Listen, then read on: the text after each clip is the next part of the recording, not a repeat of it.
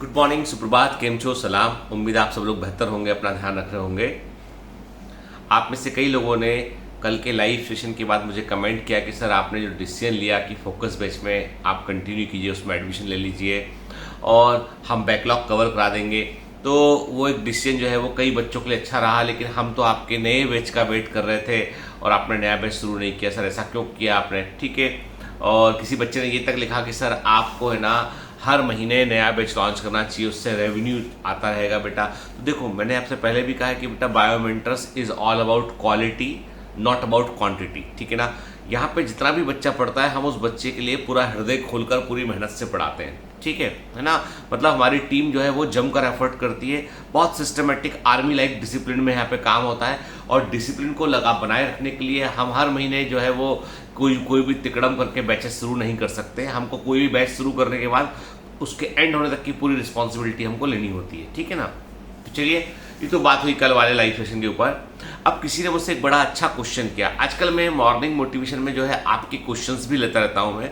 अच्छा क्वेश्चन किया कि सर आपको लगता नहीं है कि जैसे जैसे हम आगे बढ़ते चले जा रहे हैं, 21st सेंचुरी में है, हम 2022 की हम यदि बात करें तो लगातार परिवार जो है वो टूटते चले जा रहे हैं। यानी पहले कंबाइंड ज्वाइंट फैमिली हुआ करती थी, बहुत सारे लोग एक साथ रहा करते थे। आज भी कुछ गांवों के अंदर देखने मिलता है, लेकिन आज महानगरों में, शहरों में न्यूक्लियर फैमिली होती है, हस्बैंड वाइफ और बच्चे। ठीक है। बच्चे भी कम होने लगे, एक बच्चा होता है, मैक्सिमम 2 बच्चे होते हैं। ठीक है। हस्बैंड वाइफ दोनों जॉब कर रहे होते हैं। ये क्या टूटते समाज की निशानी नहीं है? क्या ये सही है सर? अब आपको बताऊं मैं कि यदि आपसे मैं बिल्कुल एक कॉमन मैन के तरीके से बात करूं, एक कॉमन मैन की तरीके से बात करूं जिसने केवल सुन रखा है, देख रखा अपने आसपास, तो वो यही बोलेगा कि हाँ, यह तो गलत हो रहा है। दिस इज एब्सोल्युटली रॉन्ग कि बड़े परिवार क्यों छोटे हो रहे हैं, है ना, ज्वाइंट फैमिलीज कम क्यों हो रही हैं, ऐसा उसको व्यक्ति को लगेगा। ठीक है। हाँ, लेकिन यदि आप जो है वो इसको मानव शास्त्र के पॉइंट ऑफ व्यू से देखेंगे, आप एंथ्रोपोलॉजी के पॉइंट ऑफ व्यू से देखेंगे, आप सोशियोलॉजी के पॉइंट ऑफ व्यू से देखेंगे, समाज शास्त्र के पॉइंट ऑफ व्यू से देखेंगे, तो आप पाएंगे कि ये कुछ अलग ही कहानी है।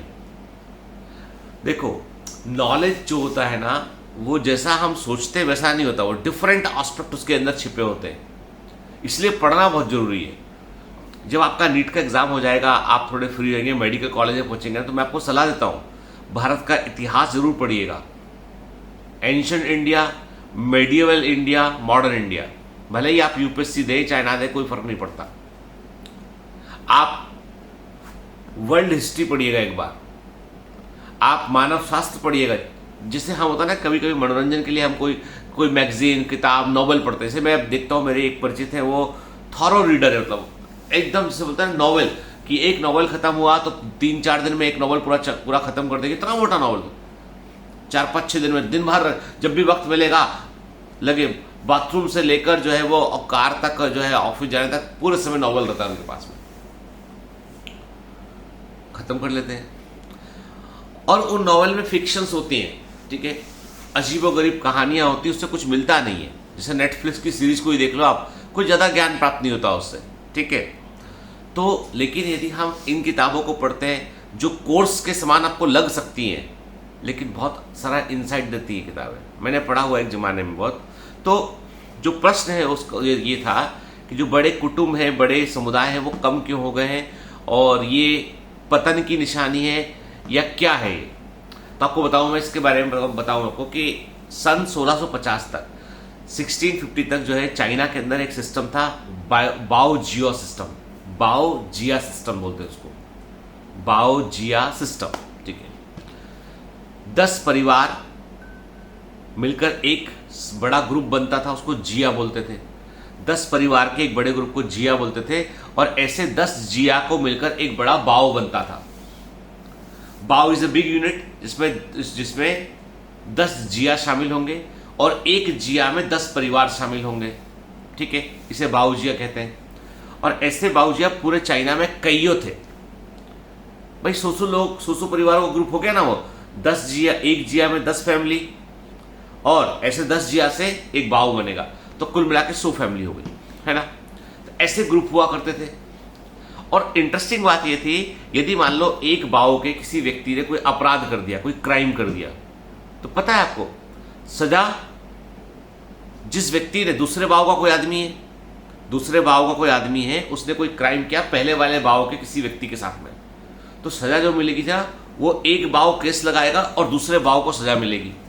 अब उस भाव में से कोई भी आदमी को पकड़कर वो सजा दे सकते हैं, चाहे उसने अपराध किया हो चाहे ना किया हो। मतलब एक भाव में एक व्यक्ति के साथ बुरा हुआ, दूसरे भाव ने इस वाले भाव पे आरोप लगाया, अब आरोप सिद्ध हो गया, उस भाव का कोई भी एक आदमी उठा लो, उसको सजा मिलेगी, चाहे उसने अपराध किया हो चाहे ना किया हो। उस भाव में मान लो बंटी भैया रहते हैं, बंटी भैया खतरनाक आदमी है, बंटी भैया ने हम सब जगह छेड़ करके आते हैं और अपने परिवार के एक आध आदमी की खेल लगवा देते हैं, उनकी वाट लग गई बेचारे की। तो समस्या ये थी कि परिवार में इंटरेस्टिंग बात थी, अब इतने बड़े भाव में कोई जो उसके जो बुजुर्ग व्यक्ति थे वो पूरा का पूरा सिस्टम चलाया करते थे, वो उनकी बात सब मानते थे। किसको क्या नौकरी करना है, क्या काम करना है, किससे शादी करना है, कैसे रहना है, किसकी सेवा करना है, सारा डिसीजन ऊपर हो जाएगा। आप सिर्फ यूनिट बन के रह गए, इंडिविजुअल राइट कुछ भी नहीं है। मान लो परिवार से विद्रोह किया तो उस भाव ने एक आदमी को निकाल के परिवार से बाहर कर दिया, वो आदमी बाहर निकल के आ गया, अब उसके पास कोई भाव नहीं है, तो कोई नौकरी नहीं मिलेगी, कोई काम नहीं मिलेगा, बीमारी में कोई सपोर्ट नहीं मिलेगा, कोई शादी नहीं कर पाएगा, परिवार नहीं पाल पाएगा, कुछ नहीं कर पाएगा वो आदमी, खत्म। ये सिस्टम था और ये सिस्टम चाइना से फिर प्रिवेलेंट होके ऑलमोस्ट बड़े हिस्सों में फैल गया। भारत बड़ा एडवांस था, इंडिया में ये सिस्टम उतना गहरा पैठ नहीं बना पाया, लेकिन भारत के भी कई राज्य हुए, हरियाणा हुआ, कई अलग अलग राज्य हुए, वहां पे सिस्टम काफी लंबे समय तक रहा। हालांकि इतना स्ट्रिक्ट, जितना स्ट्रिक्ट जो है वो चाइना में था उतना स्ट्रिक्ट यहाँ पर नहीं था, क्योंकि यहाँ पे अंग्रेज आ चुके थे, उनका law and order different type का था, तो यहाँ पे वो सिस्टम उतना स्ट्रांग नहीं था, लेकिन उसका प्रभाव यहाँ तक रहा। कहते हैं कि उस जमाने में परिवार और समुदाय बहुत स्ट्रांग हुआ करते थे। कब की बात कर रहा हूं, पहले की। परिवार और समुदाय स्ट्रांग हुआ करते थे, राज्य उतने स्ट्रांग नहीं थे। जो स्टेट था, राजा इन भाव के सपोर्ट पर डिपेंडेंट था कि मान लो युद्ध लड़ना है तो वो सब भाव में खबर करवा देगा कि भैया हमको हर भाव से 20-20 नौजवान चाहिए, लड़ने जाना है। कोई परमानेंट सेना नहीं हुआ करती थी, खेती किसानी करते थे लोग, उन्हीं में से उठा के सैनिक की ट्रेनिंग दी 10 दिन के लिए और चलो लड़ने चलते हैं, लड़ने क्या मरने चलते हैं और क्या। तो भाव में से लोग उठा लिए। तो राज्य के पास चूंकि परमानेंट सैनिक बल नहीं था, भाव के पास आदमी थे जिसको वो लेके आया करते थे, तो राज्य कमजोर था, स्टेट कमजोर था, किंग कमजोर था। फिर एक इंडिविजुअल व्यक्ति का तो कोई एग्जिस्टेंस ही नहीं था कि वो कुछ कर सके। तो ये व्यवस्था बहुत बुरी व्यवस्था थी और लंबे समय तक जो है ऐसे बड़े परिवारों को बहुत सपोर्ट किया गया, क्योंकि इसमें पूरा एक लॉ एंड ऑर्डर चल रहा था परिवार के अंदर। राज्य वाली फीलिंग जो है घर के बूढ़े लोगों को, जो बुजुर्ग थे, उन्हें राज्य वाली फीलिंग आया करती थी। लेकिन समय बदला, लोगों ने पढ़ना लिखना शुरू किया, स्टेट के पैरामीटर थे। राज्य को एक बात समझ में आ गई, स्टेट को, राज्य का मतलब स्टेट किंग की बात करो, तो समझ में आ गया कि भाई गड़बड़ मामला है, इनके ऊपर डिपेंडेंट हो तो यही नेगोशिएट करते हैं हमसे, कभी विद्रोह कर दिए तो हमारी सत्ता खतरे में। तो परमानेंट सैनिक रखना शुरू किया राज्य ने टैक्स बढ़ाया, परमानेंट सैनिक रखे उसने।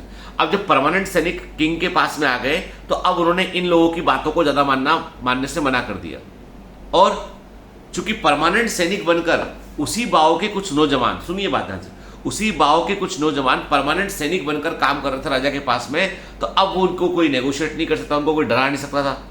उन्होंने विद्रोह करना शुरू किया, भाव कमजोर पड़ गए, ग्रुप कमजोर पड़ गए, एक व्यक्ति की हैसियत बढ़ गई। तो अब क्या हुआ, समय के साथ साथ एक इंडिविजुअल व्यक्ति जो है वो स्ट्रांग हो गया कि मतलब मैं यदि मान लो तैयारी करता हूँ एग्जाम की और मैं डॉक्टर बन जाता हूँ या मैं IAS बन जाता हूँ, तो मैं परिवार समुदाय पर डिपेंडेंट नहीं हूँ।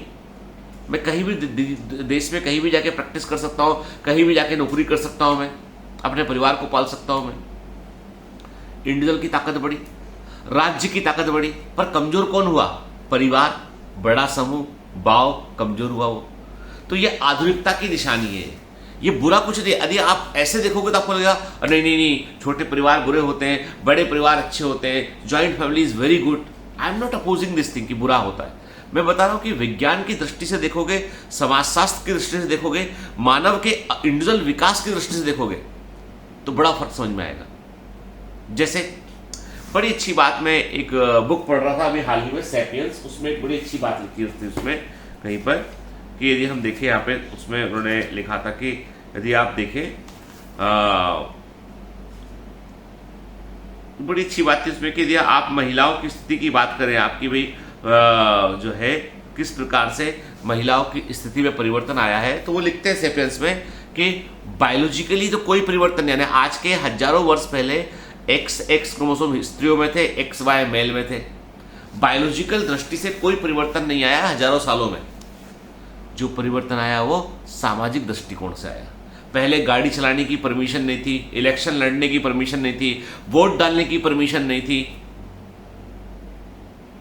सारे अधिकारों से स्त्रियों को, महिलाओं को वंचित किया गया था। सब वापस मिले उन्हें, तो परिवर्तन सामाजिक दृष्टिकोण में आया है, समाज के अंदर परिवर्तन आया है, बायोलॉजी में परिवर्तन नहीं आया है। और ये सच्चाई है। और समाज का विकास ज्ञान से होता है, नॉलेज से होता है। मैं हमेशा बोलता हूं, आप में से कई सारे लोग हर चीज को लेकर एक ओपिनियन बनाते हैं, एक स्ट्रांग थॉट प्रोसेस बनाते हैं कि सर ये गलत है, ये ऐसा हो रहा है। नहीं, वी फ्लेक्सिबल।